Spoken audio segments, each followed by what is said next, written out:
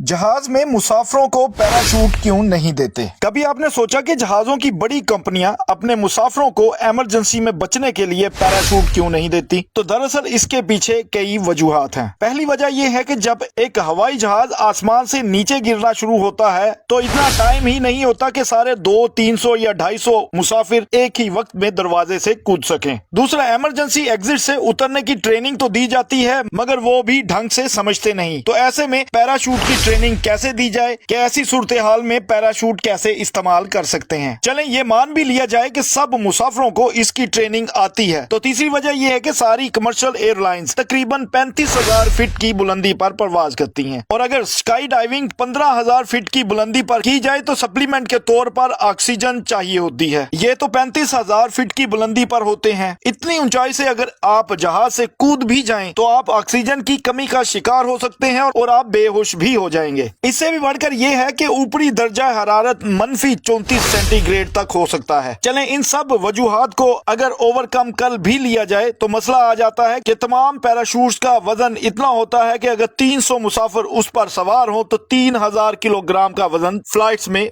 ज्यादा हो जाता है और फ्लाइट्स में कंपनियों के लिए ऐसा करना खासा महंगा पड़ सकता है। इसकी वजह से आपके हवाई जहाज की टिकटें भी खासी महंगी हो सकती हैं। ये वजूहात हैं पैराशूट प्रोवाइड नहीं किया जाता।